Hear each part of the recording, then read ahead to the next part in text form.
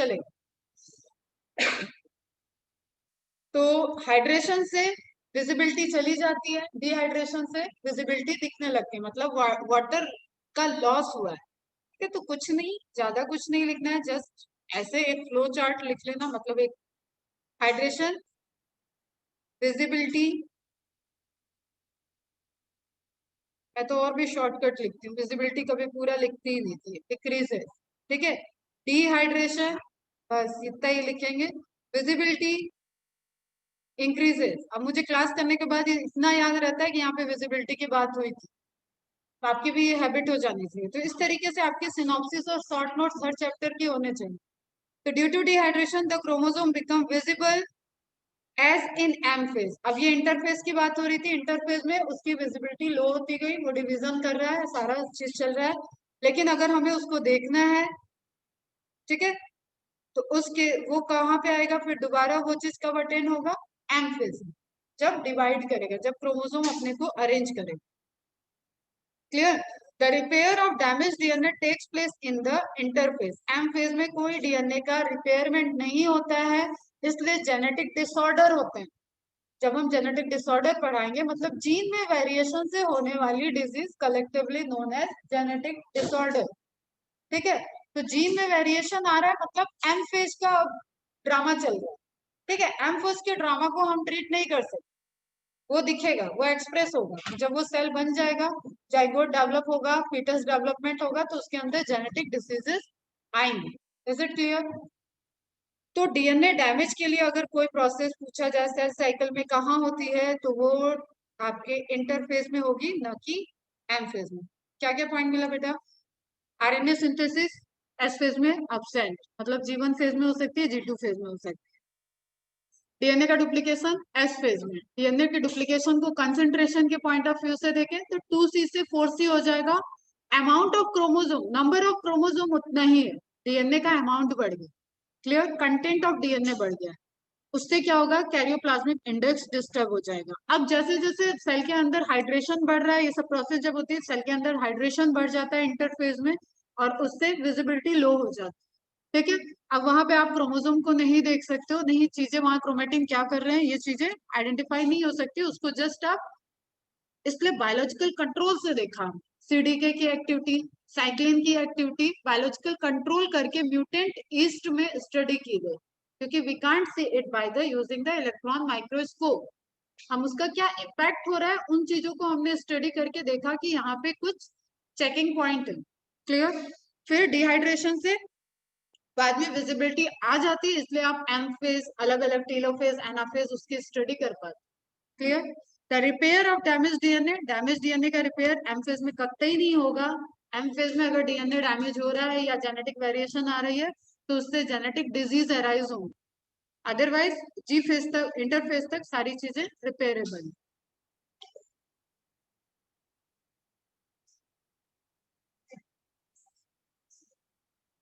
हाँ,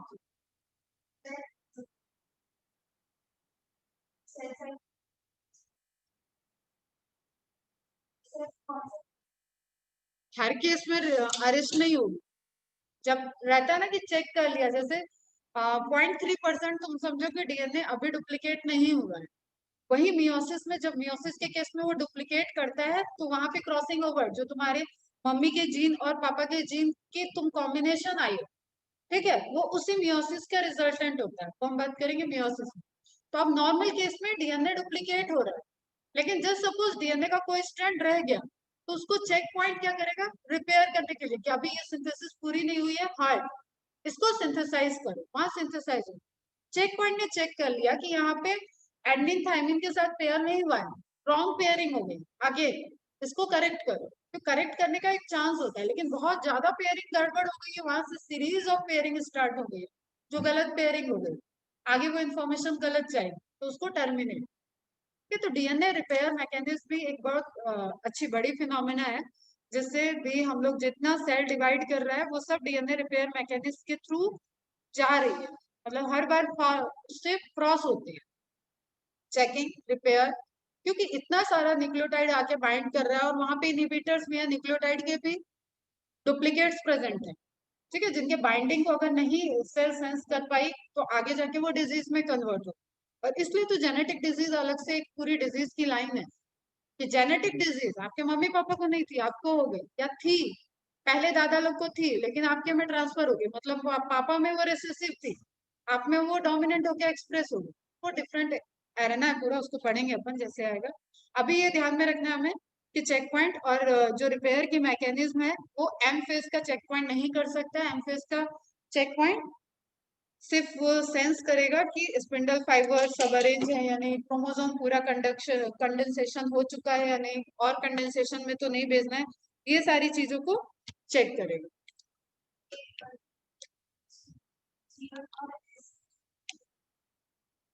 check interface में हो रहा है, इसलिए कलेक्टिवली कोई स्पेसिफिक पॉइंट को नहीं बोला गया, पूरे इंटरफेस में डीएनए रिपेयर के मैकेनिज्म हो सकते हैं। Period between two successive is successive what successive M phase is called, down कर लेना, successive M phase is called generation time और इंटरफेज। ये पहले भी बता चुके हैं ये पॉइंट कि दो सक्सेसिव एम फेज के बीच में ही आपका इंटरफेज होता है। बेटा आप जो बात कर रहे हैं ना उठ के बाहर जाओ, और बगल वाला बताएगा मुझे कि कौन बात कर रहा है। फटाफट जितनी जल्दी हो उतनी जल्दी उठ के बाहर चले जाओ। कौन बात कर रहा है? वॉइस के साइड से ही आवाज आ रही है, और नहीं बताओगे तो पूरे बॉयज बाहर जाओ। फटाफट से बताओ, जो बात किया उसको बाहर भेजो खुद ही। ट्यूबलिन प्रोटीन एंड जीवन स्टेज इज एब्सेंट। अब ये बहुत बाउंसर क्वेश्चन है, इसके बारे में ज्ञाता बनने की जरूरत नहीं है, जब पूछेगा एग्जामिनर तभी ये पॉइंट लाना है। ठीक है, नहीं तो नॉर्मल सेल साइकिल में G1 एस और G2 फेज होता है। ठीक, लेकिन अमीबा के केस में, फिजन ईस्ट के केस में एंड स्लाइम मोल्ड के केस में G1 स्टेज एब्सेंट है। अब यहाँ पे हम क्वेश्चन पूछे, what is slime mould, what is slime mould, किस किंगडम में पड़ा है इसको?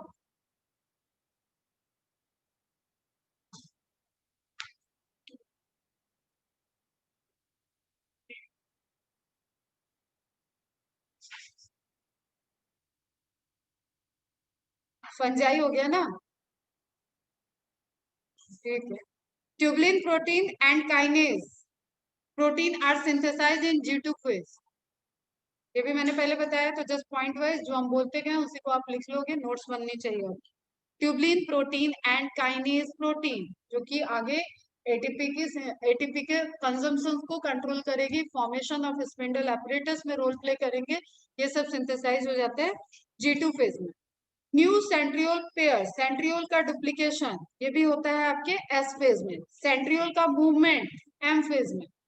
ठीक है, सेंट्रियोल का डुप्लीकेशन एस फेज में। एस फेज में क्या क्या डुप्लीकेट हो गया? डीएनए डुप्लीकेट हो गया और सेंट्रियोल डुप्लीकेट। सेंट्रियोल किस केस में डुप्लीकेट होगा, प्लांट के केस में या एनिमल के केस में? अरे बता दो यार, अपने ही सर फोड़ लेंगे हम किसी दिन। बताओ। समृद्धि, सौंदर्य, बताओ। सेंट्रियोल किस केस में डुप्लीकेट होगा, एनिमल के केस में या प्लांट के केस में? हाँ, एनिमल के केस में। जब हम डिफरेंस पढ़ाए प्लांट सेल और एनिमल सेल, वहां पे बताया कि centrioles are absent in plant cell. तो सेंट्रियोल का डुप्लीकेशन, डीएनए का डुप्लीकेशन सभी आपका कहाँ हो गया? एस फेज में। New centriole pair is formed in S phase. Mature neurons are unable to divide, that means they are arrested in Z0 phase. ठीक है, अब न्यूरॉन सेल ऐसी नहीं है कि लिविंग सेल नहीं है, वो लिविंग है लेकिन वो डिवाइड नहीं करती। हर लिविंग सेल की कैरेक्टरिस्टिक है कि वो ग्रोथ करती है और डिवाइड करती है।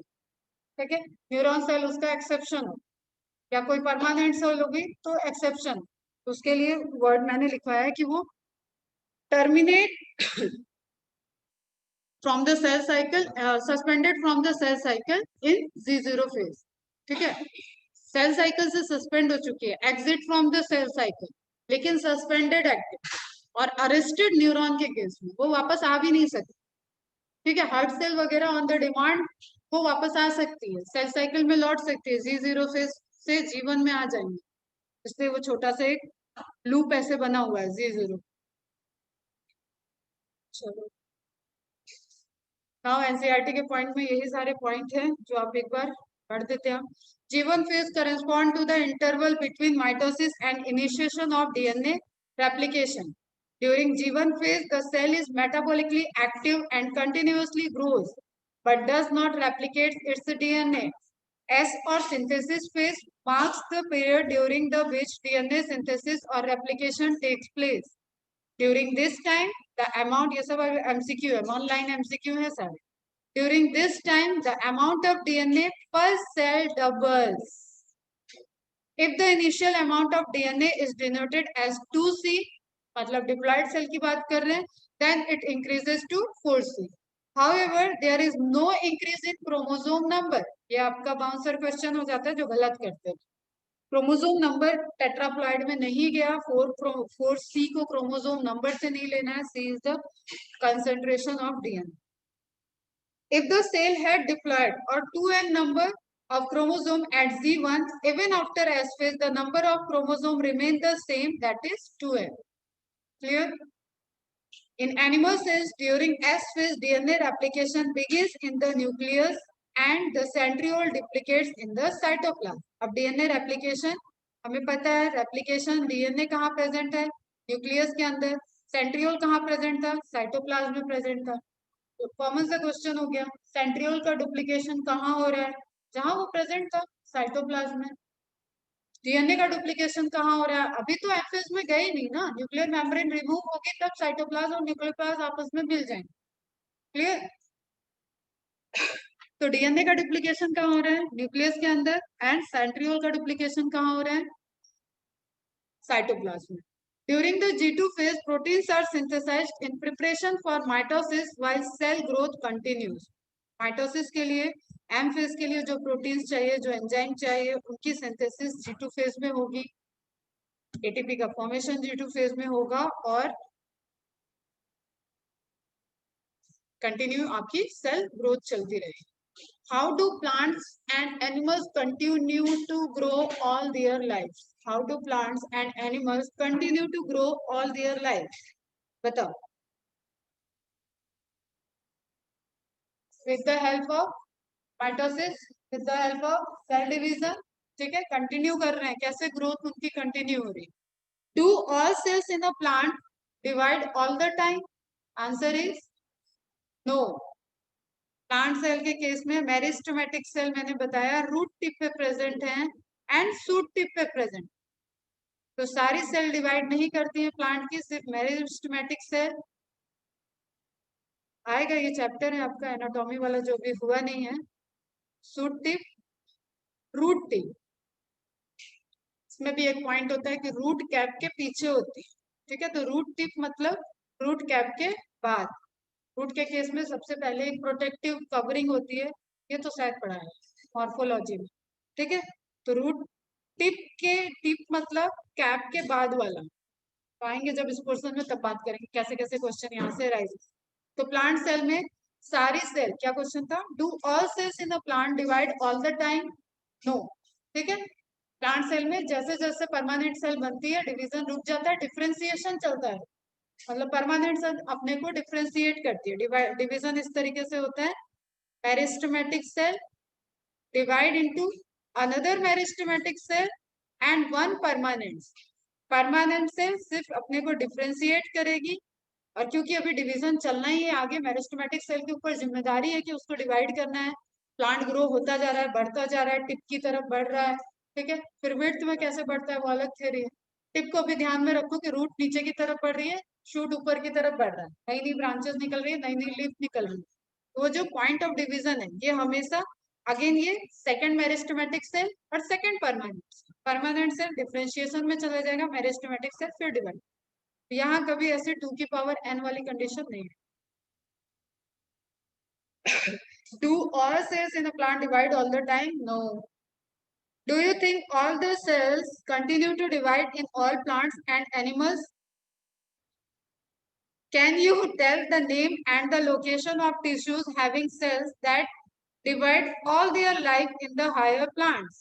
क्वेश्चन वही हो गई आपकी, meristem, root tip, shoot tip, उसके बाद और ज्यादा आता है इंटर कैलोरी, लैटरल। ठीक है, अब शूट तो इधर चली गई बेटा, ब्रांचिंग यहाँ हो रही है, तो यहाँ पे कौन सी मेरिस्टेमेटिक सेल रिस्पॉन्सिबल है, ये तो नहीं डिवाइड करा रही, ये लेटरल हो। ठीक है, अब घास लगी हुई थी, एक गाय मैया आई घूमते घूमते घास खा गई। अब ये गाय, ये घास अब कैसे बढ़ेगी, टिप तो खा गई वो, तो उस चक्कर में क्या होता है, इंटर कैलोरी के पास होता है।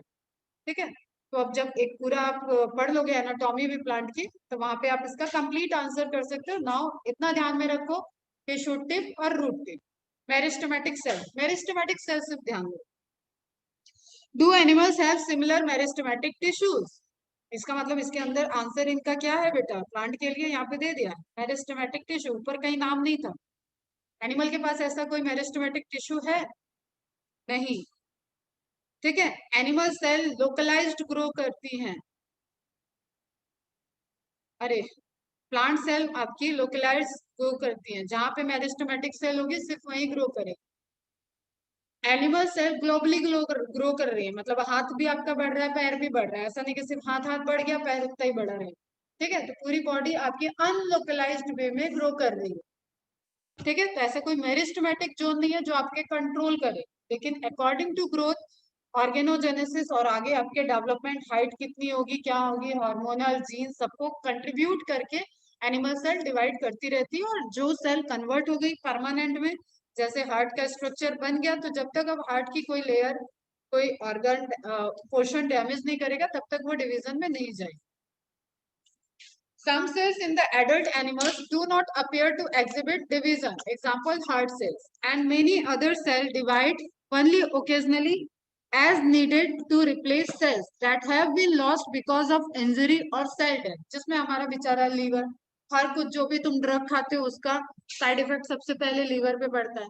ठीक है, और लीवर एक ऐसा है जो सारी टॉक्सिसिटी को, जैसे शिव जी सारे विष को पी गए थे, वैसे ही बॉडी की सारी टॉक्सिसिटी को पीने के लिए सबसे पहले लीवर आगे आता है।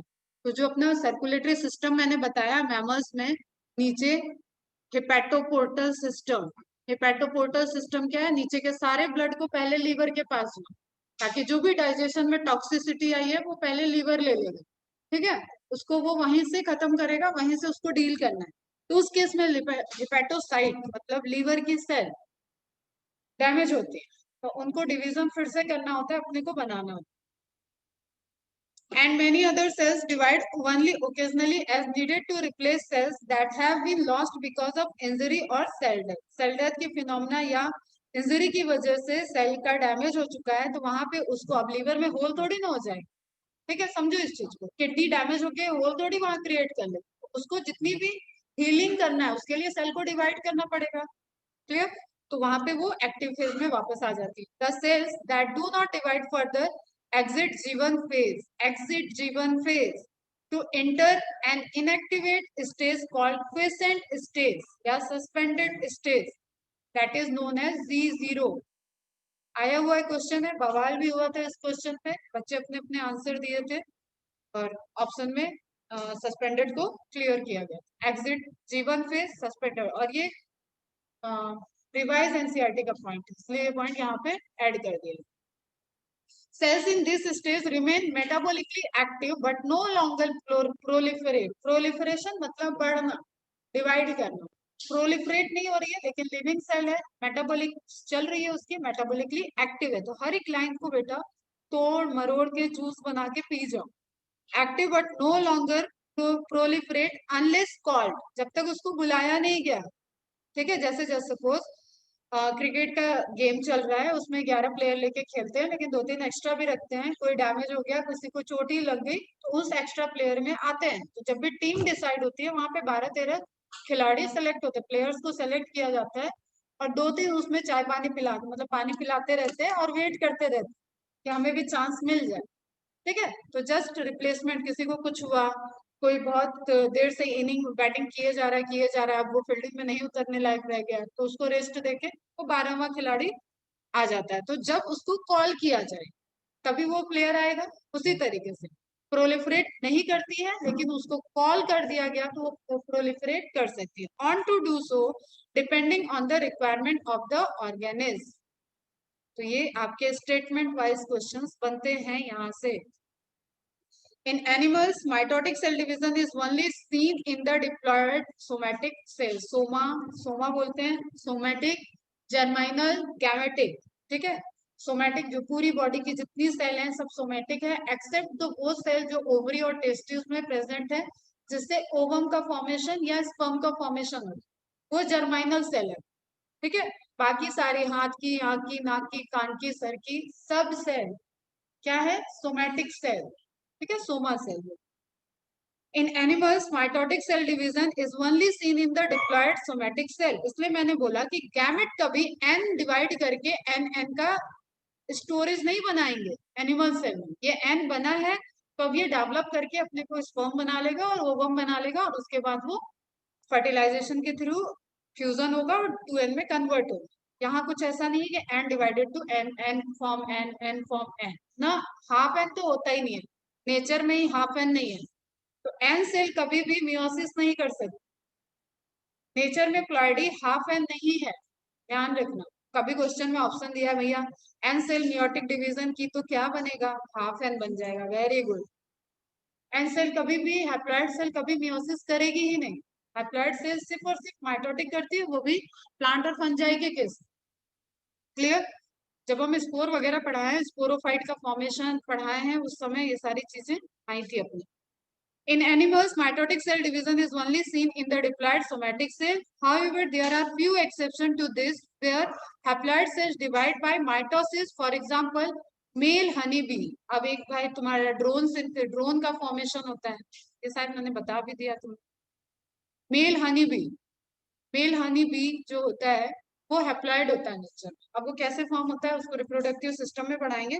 जस्ट आप ये समझ लो, अगर कोई ऐसा पार्थेनोजेनेसिस, पार्थेनोकार्पिक तो पढ़ाया है इतना मुझे याद, विदाउट फर्टिलाइजेशन अगर ग्रो कर गया है तो उसको एनिमल के केस में बोलते हैं पार्थेनोजेनेसिस। कार्प मतलब फ्रूट, कोई फ्रूट का फॉर्मेशन विदाउट फर्टिलाइजेशन हो गया है तो उसको बोलते हैं पार्थेनोकार्पिक। क्लियर। तो जो मेल ड्रोन है मतलब अब वो तो एनिमल बन गया without fusion, without zygotic formation. वो किससे डेवलप हो सकता है, ये भी कैपेसिटी सिर्फ और सिर्फ फीमेल के पास है, फीमेल एग के पास है। क्यों, क्योंकि उसके पास साइटोप्लाज्म, जितना भी यूनिवर्सल मेल गैमेट है उन सबके पास साइटोप्लाज्म बहुत लेस अमाउंट में है, बहुत कम।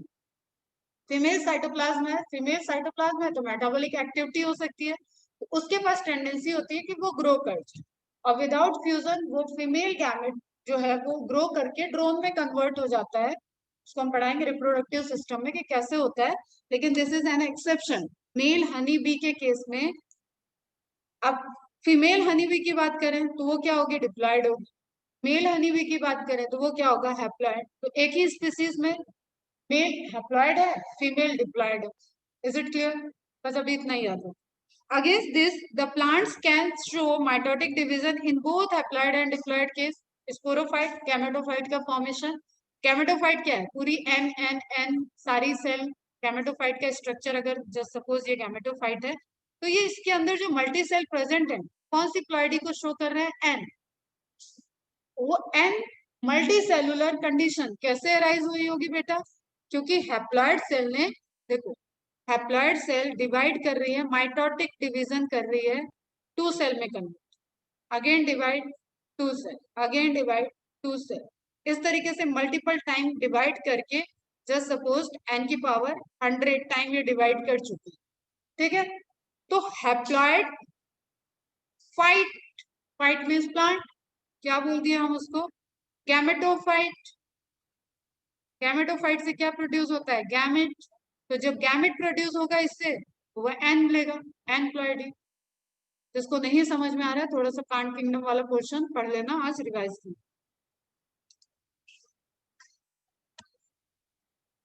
Honeybees, against this, the plant can show mitotic division in both haploid and diploid cells. Haploid और डिप्लॉइड सेल तो ग्रो ही कर रही है ना बेटा, मेरिस्टेमेटिक सेल क्या है, डिप्लॉइड है, वो ग्रो कर रही है। जैसे एंजियोस्पर्म के केस में हम बोले वो डिप्लॉइड है, वो ग्रो कर रही है तो मतलब माइटोटिक डिवीजन कर रही है, ठीक है।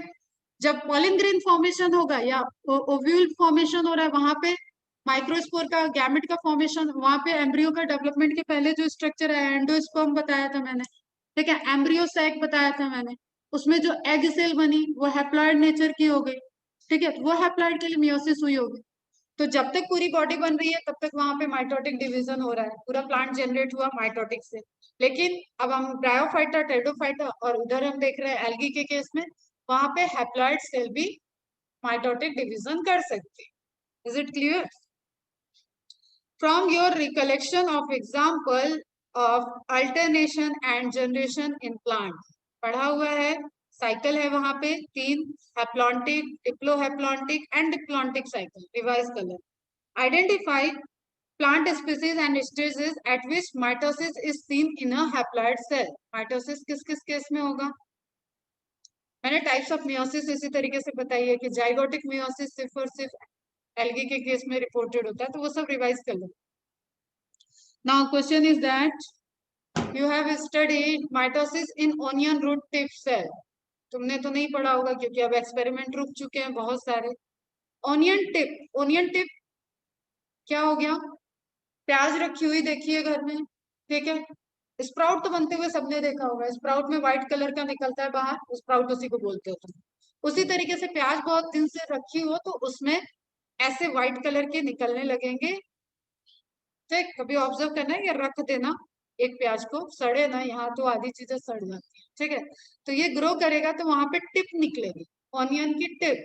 इसको जब कट करते हैं तो this is like meristematic zone, यहाँ पे सेल डिवीजन हो रहा है, और इसको बहुत ज्यादा मतलब अच्छे अमाउंट में स्टडी के लिए, माइटोटिक डिवीजन के लिए यही सैंपल लिया जाता है।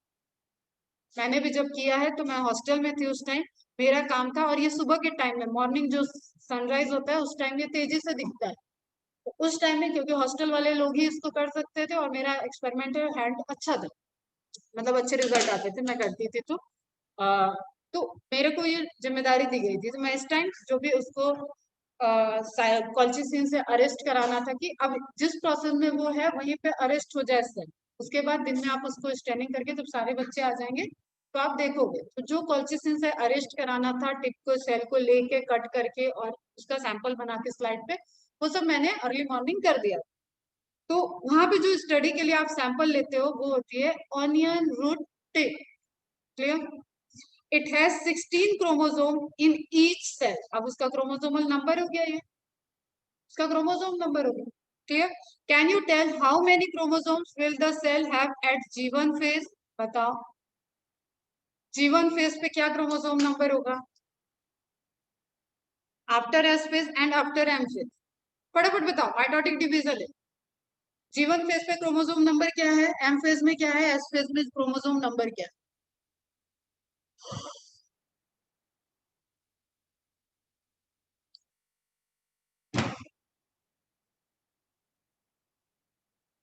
क्या, कुछ तो बोलो, दिया हुआ है 16, अब या तो 16 का हाफ होगा या 16 का डबल होगा या 16 रहेगा। थप्पड़ इतने दूंगी हाफ बोलने पे कि पता नहीं क्या, अभी तक मैंने डिवीजन क्रोमोसोम नंबर हाफ कराया ही नहीं, 16 ही रहेगा। जीवन फेज में भी 16 क्योंकि है ही वो उसका क्रोमोसोम नंबर, एस फेज में भी डीएनए डबल किया है, क्रोमोसोम नंबर नहीं डबल किया है मनाली बेटा, तो वो कितना हो गया, 16, ठीक है, वो एटलीस्ट बोली तो, हंसो मत तुम लोग सब, ठीक है, वो बोली तो तब उसको पता चल गया, ठीक। फिर दूसरा क्या दिया है, एम फेज, एम फेज में भी अभी माइटोटिक डिवीजन की बात कर रही है तो कोई क्रोमोसोमल नंबर वेरिएशन नहीं आएगा, सिंपल 16। यहीं पे मियोसिस हो जाएगी, मियोसिस हो जाएगी, सुनो ध्यान से, मियोसिस हो जाएगी, तो meiosis is a reductional division, इसमें क्रोमोसोम नंबर हाफ होता है, ये सब तो 10th में भी पढ़ा होगा, बढ़िया बढ़िया 90% के ऊपर मार्क्स आए हैं, हैं? After S phase and after M phase सब में हो गया 16 क्रोमोसोम नंबर। अब ये एग्जांपल देखो एनसीईआरटी में दिया है बेटा, तो इसको मार्क करके रख लेना, ओनियन टिप का डायरेक्ट पूछ सकता है कि chromosome number in M phase, S phase, या किसी भी फेज का, या टोटल क्रोमोसोम नंबर पूछ सकता है, क्योंकि it is a hidden information, आप इसको थ्योरी में ढूंढते रहोगे, वो बगल में एक कॉलम बना के दे दिया। Also what will be the DNA content of the cells, अब बताओ, जीवन में डीएनए कंटेंट, चलो पृथ्वी बताओ, जिससे पूछेंगे वही बताएगा, जीवन में डीएनए कंटेंट क्या होगा? ऑप्शन इज चलो नन भी दे दो। बताओ फटाफट बताओ। जीवन। और कहानी लिख देते हैं थोड़ा। जीवन में DNA content of onion root tip cell. यहाँ वर्ड है mitosis in onion root tip cell. नहीं आ रहा है, पास करो। आकाश बताओ। पिटो। और दूसरा कोई? एक तो कुछ होगा ही, बताओ। बोलो बोलो। कौन बताएगा? Raise your hand. इस तरफ, इस फर्स्ट रो से बताओ। श्वेत बताओ। सी। क्यों बेटा? सी मतलब हैप्लॉइड, मैंने बताया था। मेरिस्टेमेटिक सेल की बात चल रही है। और ओनियन है, एंजियोस्पर्म है बेटा। Onion is angiospermic plant. Main plant body उसकी diploid. Main plant body diploid है, तो जब तक उसका पॉलन ग्रेन या ओवम की बात नहीं करेंगे तो सारी सेल क्या है? डिप्लॉयड। रूट टिप क्या हो गई? डिप्लॉयड। हर एक सेल क्या हो गई? डिप्लॉयड। रूट टिप की सेल का आप क्रोमोसोम नंबर बता रहे हो कि 16 क्रोमोसोम नंबर है, तो it is 2C। After S and G2। S में बताओ। एलम। एस फेज में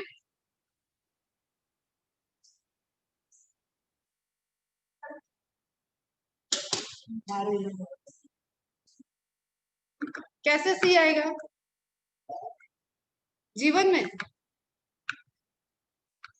एम फेज में कौन डबल हो जाएगा? कहाँ पे? डीएनए डबल हो रहा है। क्वेश्चन कंटेंट पे है, एस फेज का तुमसे क्वेश्चन है। जीवन में सी क्यों होगा ये तुमने बोला है, तो पहले सी क्यों होगा इसका तुम आंसर करो, वन बाय वन देखो। जीवन में सी क्यों होगा? सब ध्यान से सुनो, ये क्वेश्चन अच्छे अच्छे गलत कर। क्या? अभी तो हम इस if the content after M phase is 2C। चलो ठीक है। चलो अब बताओ क्यों सी होगा? एम के बाद इंटरफेस में चला गया ना, 2C ही तो इंटरफेस में गया बेटा। मैं तो वो आगे की लाइन पढ़ी भी नहीं थी। अभी बताओ। दो एम फेज के दो एम फेज के बीच में तो इंटरफेस है। एक एम फेज का अगर कंटेंट दिया है इसने 2C, if the content after M phase is 2C, M phase चला गया इंटरफेज में, कंटेंट क्या रहेगा? 2C। अब जीवन फेज, इंटरफेस की जीवन में क्या कंटेंट है? 2C। एस फेज में डिवाइड करना है उसको, कंटेंट क्या हो गया? डिवाइड सॉरी, डुप्लीकेट करना है उसको, कंटेंट क्या हो गया? 4C। G2 में कंटेंट क्या है? 4C। During M phase, anaphase तक कंटेंट क्या है? 4C। जब एनाफेज में अलग कर दिया गया उसको, मेटाफेज के बाद जब अलग किया जाएगा तब फिर से वो वापस 2C में हो गया। इसीलिए तो सेल डिवीजन के लिए गई है, क्योंकि उसके पास अमाउंट बढ़ गया है, डबल हो गया है। दोबारा से सुनो, एकदम अटेंटिव हो। कंडीशन क्या है? If the content after M phase is 2C, maths की तरह इसको सॉल्व करते हैं। गिवन दैट, यही तो लिखते हो मैथ्स में। गिवन दैट, देखो अभी, given that M phase 2C, ठीक है। M phase is what? Mitotic phase, मतलब यहाँ पे सिंथेसिस हो चुकी है। अब एम फेज से जो सेल बनी, ये सेल ए है, एम फेज की रिजल्टेंट सेल, ये डिवीजन में जा रही है, इंटरफेज में जाएगी पहले तो, ठीक है, ग्रो करेगी, इंटरफेज में जाएगी। इंटरफेज का ही पार्ट हो गया यहाँ पे G1, S और G2। अब पहले G2 को, G1 को कंसिडर करते हैं। यहाँ कोई डीएनए सिंथेसिस हुई क्या? यहाँ से यहाँ तक में कोई डीएनए सिंथेसिस या डीएनए को हाफ किया क्या मैंने? तो amount of DNA 2C। Chromosome number 16। Onion tip का ही बेटा, शांति से एकदम देखो, ऑनियन टिप का ही एग्जांपल ले रहे हैं। क्रोमोसोम नंबर 16, यहाँ पे क्रोमोसोम नंबर 16। क्लियर? फिर G1 से जा रही है एस फेज में, that is the time of duplication. Amount of DNA 4C। Chromosome number कोई चेंज नहीं, 16। इसी तरीके से लिख लेना। G2 में आ गए, कोई डिवीजन नहीं होना है, amount of DNA is 4C। Chromosome number 16, still chromosome सारे फैले हुए हैं, क्रोमेटिन थ्रेड है, यहाँ कोई क्रोमोसोम है ही नहीं अभी तो पहली बार, ठीक है। लेकिन हमें पता है कि बॉडी में क्रोमोसोम है, क्रोमोसोम स्ट्रक्चर नहीं है, लेकिन chromatin structure is a diluted form of chromosome, ऐसे समझ। अब इसके बाद किस फेज में जाएगी ये, अगेन एम फेज में गई। एम फेज में क्या है, प्रो मेटाफेज, ठीक है, anaphase, pro protophase, prophase, anaphase, metaphase, metaphase नहीं बोल रहा वहां पे, ठीक है, एंड आपका उल्टा हो गया, prophase, metaphase, anaphase and telophase. अब आपको ये 4C को ही तो आधा करना है बेटा, फिर से नॉर्मलाइजेशन करना है 2C में, इसलिए तो सेल गई डिवाइड करने। इसी प्रोसेस के लिए तो हम डिवीजन में जा रहे हैं, एम फेज में जा रहे हैं, यहाँ पे प्रिपरेशन सारी हो गई। अब इसको नॉर्मलाइजेशन, ये जो 4C हो रखा है इसी को नॉर्मलाइज करने के लिए हम डिवीजन में जा रहे हैं। प्रोफेज प्रिपरेशन होता है, मेटाफेज सेंटर में अरेंजमेंट, एनाफेज में स्प्लिटिंग होता है, एक इस साइड, 2C इस साइड, 2C इस साइड, ध्यान से देखना सभी, 2C लेफ्ट में चला गया, 2C राइट में चला गया। अब टीलोफेज बन गया, 2C अलग हो गया, साइटोकाइनेसिस हो गया, now that is the resultant of M phase is 2C। पहुंच गया वही, क्रोमोसोम नंबर वेरी नहीं किया, डीएनए का कंटेंट डबल हो गया था, इसलिए उसको हाफ करके नॉर्मलाइज कर दिया, ठीक है। वो कहाँ पे होगा, वो माइटोटिक फेज में होगा, अभी तक मैंने माइटोटिक फेज पढ़ा ही नहीं है, वही अगला स्टार्ट हो। क्लियर बच्चा, तो 2C, C, 4C, इसको एकदम अच्छे से ध्यान रखो, और C के लिए लिख लो N, इतनी चीज तो लिख लो अभी, C means N, 2C means 2N, but 4C means not 4N, इतना सा लिख लोगे और कॉन्सेप्ट ध्यान रहेगा ना, तो कभी इस तरीके के क्वेश्चन गलत होंगे ही नहीं। 4C का मतलब टेट्राप्लॉइड नहीं है, क्लियर। C का मतलब हैप्लॉइड, तो गैमेट में क्योंकि वहां पे तुम्हारा क्रोमोसोम का कंटेंट हाफ होता है, ठीक है, मम्मी पापा से जो गैमेट फॉर्म हो रहा है उसमें आधा मदर से आता है, आधा फादर से आता है, और वो फ्यूज करके तब हम लोग डिप्लॉइड बनते हैं। अगर दोनों दोनों आ जाएगा तो हम टेट्राप्लॉइड बन जाएंगे, ठीक है। प्रोजनी टेट्राप्लॉइड नहीं होती है, प्रोजनी वही रहेगी जो उस स्पीसीज का प्लॉइडी है, स्पीसीज की प्लॉइडी डिप्लॉइड है, तो डिप्लॉइड दोबारा आने के लिए वहां पे हाफ हाफ हो रहा है, तो दैट हाफ इज C, आधा हो गया C, 2C इज नॉर्मल। अब क्वेश्चन है गैमेटिक सेल में क्या होगा, यहीं पे हम सॉल्व करा लेते हैं, चलो गैमेटिक सेल में क्या होगा, C, ठीक है। सोमेटिक सेल में क्या होगा, 2C। सोमेटिक सेल ऐसी जो डिवाइड करने जा रहे, डिवीजन स्टेज में सोमेटिक सेल में क्या होगा, dividing cell of somatic cell, वहां क्या होगा, 4C। It clear. Mitotic cell जब म्यूसिस में जाएगी तो भी वो डबल करती है, तो वहां पे 4C होगा, लेकिन एज ए रिजल्टेंट 2C और उसके बाद ये 2C हाफ पहले ही डिवाइड हो जाएगी, हाफ पहले पहले डिवीजन में हाफ होता है, और उसके बाद meiosis 2 just like mitotic phase. हुआ कि नहीं क्लियर, चलो आज ओवर करते यही, कल एम फेज।